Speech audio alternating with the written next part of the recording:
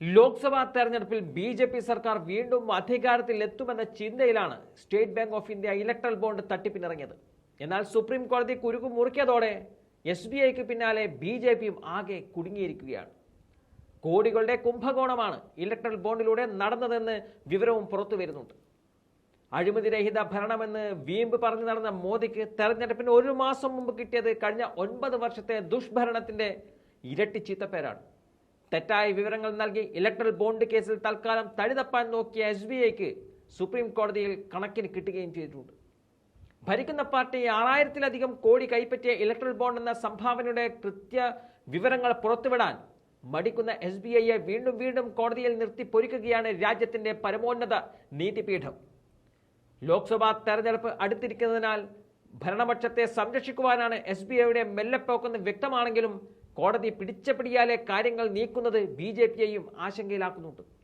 ആർക്ക് ആര് കൊടുത്തുവെന്ന് വ്യക്തമാക്കാത്ത രേഖയാണ് സുപ്രീം കോടതിക്കും തെരഞ്ഞെടുപ്പ് കമ്മീഷനും SBI നൽകിയതെങ്കിലും പണം നൽകിയ വമ്പന്മാരുടെ പേര് വിവരങ്ങൾ പുറത്തു വന്നത് രാജ്യത്തെ ആകെ ഞെട്ടിച്ചിരിക്കുകയാണ്. ലോട്ടറി രാജാവെന്നറിയപ്പെടുന്ന കുപ്രസിദ്ധനായ വ്യവസായി സാന്റിയാഗോ മാർട്ടിനാണ് ഏറ്റവും കൂടുതൽ ഇലക്ട്രൽ ബോണ്ട് വാങ്ങിയിട്ടുള്ളത്. നിലവിൽ SBI പുറത്തുവിട്ട രേഖയിൽ ഈ പണം എങ്ങോട്ടാണ് പോയതെന്ന് വ്യക്തമാക്കുന്നില്ല. ഇതാണ് സുപ്രീം കോടതിയെ കട്ടക്കലിപ്പിലാക്കിയ ഘടകം. സീരിയൽ നമ്പർ ഇല്ലാത്തതിനാൽ ഇതാരാണ് പണമാക്കിയതെന്നും വ്യക്തമല്ല. വിവരങ്ങൾ കഴിഞ്ഞ ദിവസമാണ് തെരഞ്ഞെടുപ്പ് കമ്മീഷൻ സൈറ്റിൽ വന്നത്. ബോണ്ടുകളുടെ സീരിയൽ നമ്പർ എന്തുകൊണ്ട് രേഖകളിൽ ഇല്ലെന്ന് SBIയോട് സുപ്രീം കോടതി ചോദിക്കുകയും അധിക സമയം അനുവദിക്കാതെ തിങ്കളാഴ്ചക്കുള്ളിൽ മറുപടി നൽകാനും ആവശ്യപ്പെട്ട് സുപ്രീം കോടതി നോട്ടീസ് അയക്കുകയും ചെയ്തിട്ടുണ്ട്.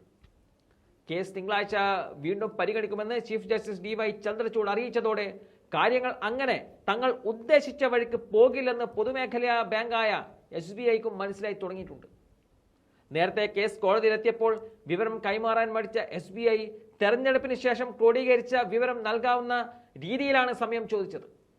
ജൂൺ 30 വരെ വിവരങ്ങൾ ക്രോഡീകരിക്കാൻ SBI സമയം ആവശ്യപ്പെട്ടത് ഭരണപക്ഷത്തെ തെരഞ്ഞെടുപ്പിൽ രക്ഷിക്കാനാണെന്ന ആക്ഷേപം ഇതോടെ ശക്തമായിരിക്കുകയാണ്.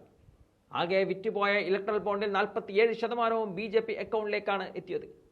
2018-ൽ മോദി സർക്കാർ തുടങ്ങിയ ഇലക്ട്രൽ ബോണ്ടിന്റെ 2019 മുതലുള്ള വിവരമാണ് SBI സമർപ്പിച്ചത്. 2018-ൽ തെരഞ്ഞെടുപ്പിന് മുമ്പ് കിട്ടിയ ബോണ്ടിലെ 95% ബി.ജെ.പി. അക്കൗണ്ടിലേക്കാണ് പോയതെന്നും ആരെയാണ് SBI സംരക്ഷിക്കുന്നതെന്നും പ്രതിപക്ഷം ചോദ്യം ഉന്നയിക്കുന്നുണ്ട്.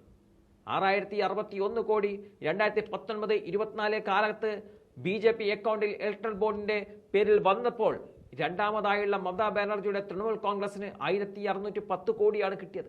കോൺഗ്രസിനാകട്ടെ 1422 കോടി മാത്രമാണ് ഇലക്ട്രൽ ബോണ്ടിലൂടെ ലഭിച്ചത്.